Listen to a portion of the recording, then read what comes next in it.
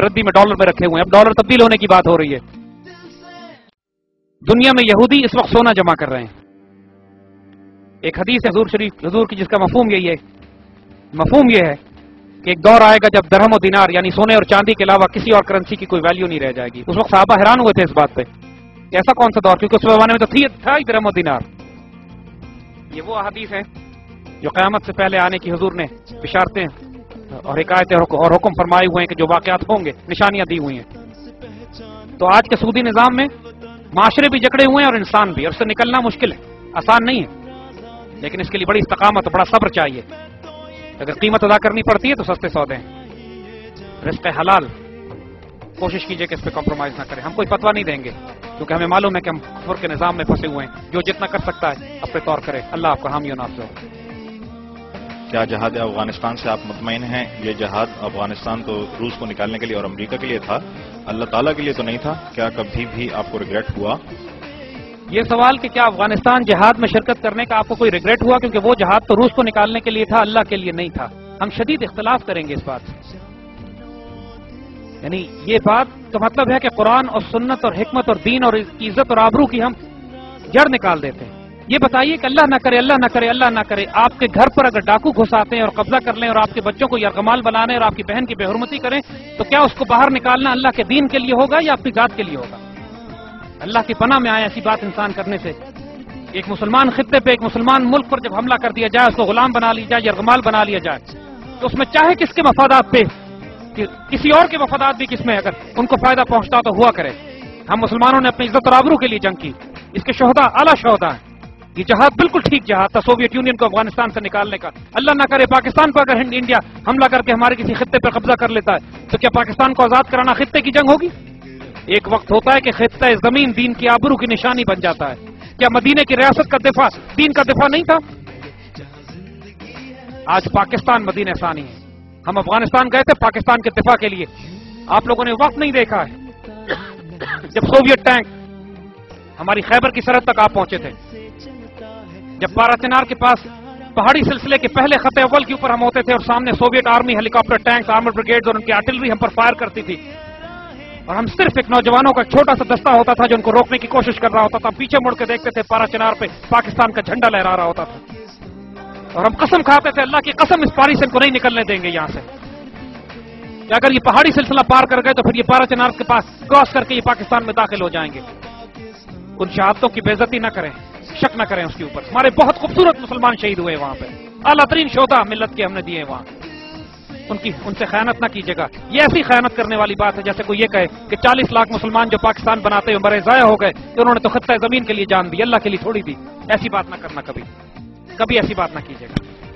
जी, मेरा क्वेश्चन ये है कि जिसका पाकिस्तान इंडिया से खतरा है, इसराइल से खतरा है और अमेरिका से खतरा है, क्या इसमें हम ईरान से किसी तरह की एक्सपेक्टेशंस रख सकते हैं या किसी और मुस्लिम ममालिक से किसी तरह? देखिए, इस वक्त मुसलमान मुल्कों में इंतशार है और जो मिल्लत टूटी है, तकसीम हुई है, उसका एक बहुत बड़ा अलमिया यह हुआ है कि हर मुल्क अपना अपना एक खुदगर्जी के मामले पर आ गया है, अपना अपना दिफा। जो पाकिस्तान फर्स्ट का नारा लगाया गया था पाकिस्तान में कि पूरी मुसलमान उम्मत तबाह बर्बाद हो, हम सिर्फ अपने आप को बचाएंगे। बदनसीबी से पूरी उम्मत अभी अपना अपना ही कर रही है, लेकिन इंशाअल्लाह खैर होगी इस मामले को। जो मामला इस वक्त कोई मुल्क एक दूसरे की मदद करने के काबिल नहीं है, और अल्लाह के फजल से हमें सिर्फ अपने पांव पे खड़ा होना है, अल्लाह के भरोसे पे। देखिए, बेगैरतों और बेशर्मों की कोई मदद नहीं करता, और गैरतमंदों, दलेरों और जरूरतमंदों और ताकतवरों के पास सब चल कर आते हैं, उनसे मदद भी मांगते हैं और उनकी पनाह में भी आते हैं। हमें किसी मुसलमान मुल्क से कोई तवक्को नहीं है, हमारे छोटे भाइयों की तरह है। एटमी ताकत अल्लाह ने हमें बनाया है, अल्लामा इकबाल हम में भेजे, 16 करोड़ हम लोग हैं। पूरी दुनिया के आला तरीन जहन, टेक्नोलॉजी, फहम, फिक्र, फिरासत, सोच, जुर्रत, गैरत, दलेरी हमारे अंदर मौजूद है। क़यादत उम्मत मुस्लिमा की हमारे नसीब में। दूसरों से तवक्को न करें, अपने आप को इतना मजबूत कीजिए, आपके लिए इंशाअल्लाह। बिस्मिल्लाहिर्रहमानिर्रहीम। रियाजुल जन्ना में मेहराब की शक्ल में एक हदीस लिखी है जिसका तर्जुमा ये है कि जब ईमान को खतरा होगा तो वो मदीना मुनव्वरा की तरफ यूं छुकड़ के आएगा जैसे सांप अपनी बिल की तरफ पनाह लेने के लिए आया करता है। आपने पाकिस्तान को मदीना तय्यबा के साथ मुमासलत दी। एक बात, मैं 3 बातें अर्ज करना चाहता हूँ। दूसरी बात ये کہ آپ اپنا پیغام آج کیا میسج ہمیں دینا چاہتے ہیں، مزید وضاحت کے ساتھ دو ٹوک الفاظ میں وہ ذرا کہہ ڈالیں، دو رنگی چھوڑ دیں، یک رنگ ہو جائیں۔ اور تیسری بات یہ تھی کہ میں اپنے اس سائل کی تائید میں کہہ رہا ہوں کہ آپ نے اقبال کی طرف متوجہ کرنا چاہا ہے، اس سے بہتر شکل میں مسلمانوں کو کوئی پیغام دیں، کیا اتباع سنت، اطاعت قرآن، یا خود حضور علیہ الصلوۃ والسلام، جبکہ اقبال سے بڑھ کر ائمہ دین بھی تو دنیا میں موجود ہے، کوئی ان کا نام نہیں لیتا۔ تو یہ تین باتیں میں نے عرض کی، اپنا پیغام واضح کریں، مدینہ کے ساتھ پاکستان کی مماثلت، اور یہ کہ اقبال کی طرف زیادہ رخ کیوں کیا جا رہا ہے۔ شکریہ۔ میرے عزیز، اللہ تعالیٰ کے رازوں کو سمجھیے، انسان کو اللہ تعالیٰ کی مرضی کے پیچھے چلنا ہوتا ہے، پیش قدمی نہیں کرنی ہوتی۔ جب میرے مالک نے یہ فیصلہ کر دیا ہے، ایک وقت تھا کہ جب علماء نے فتوے دیے تھے اور فیصلہ کیا تھا کہ قریشی کے علاوہ کسی کے پاس خلافت نہیں جا سکتی، خلافت کا حق صرف قریشی کے پاس۔ مگر ایک وقت آیا کہ جب قریشی باقی نہیں بچے، عباسی خلافت تباہ ہو گئی، ختم کر دی گئی۔ اس کے بعد اس وقت کے علماء کے لیے ایک مسئلہ کھڑا ہو گیا، اب ہم کیا کریں؟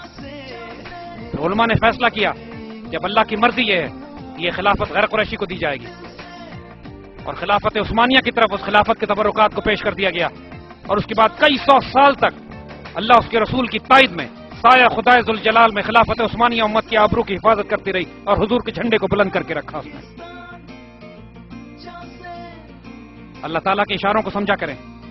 اللہ تعالیٰ نے اس وقت اشارہ کر دیا تھا امت کے لیے کہ اللہ تعالیٰ نے اپنے فیصلے میں تبدیلی کی ہے اور قیادت عثمانی ترکوں کو دی ہے۔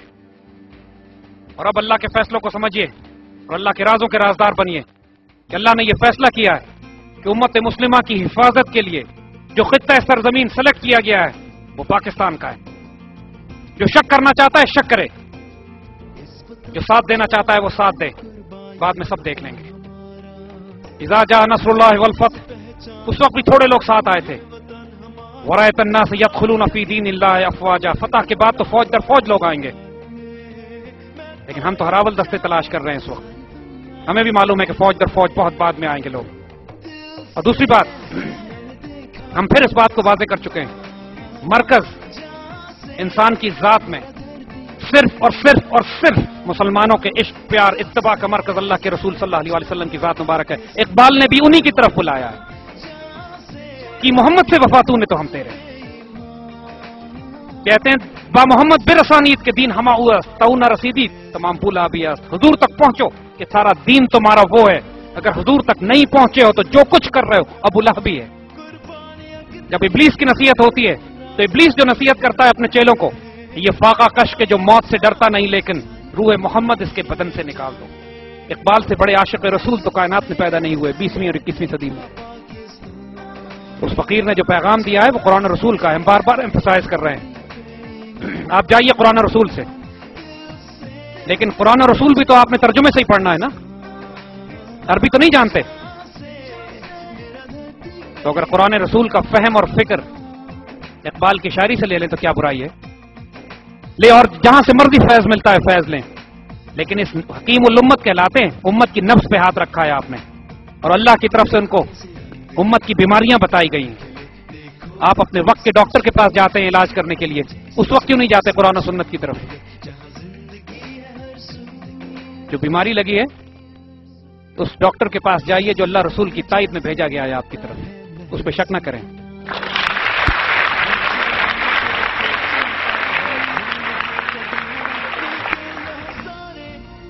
سینٹرل ایشیا سے جو وہاں پہ ریسورسز ہیں اور انڈسٹریل کنٹری کی جو تجارت ہے اسی روٹ سے ہو سکتی ہے، تو کیا کنٹریز، آپ کی آواز آ رہی ہے، آپ بولتے رہیے، آپ بولتے رہیے۔ انڈسٹریل کنٹریز جو ہیں وہ ان کے پاس کوئی آپشن ہے کہ وہ پاکستان میں اسٹیبلٹی اور افغانستان میں اسٹیبلٹی؟ دیکھیے، ایشیا وسطی، سینٹرل ایشیا جو ہے، پچھلے تقریباً 150 سال سے یہ علاقہ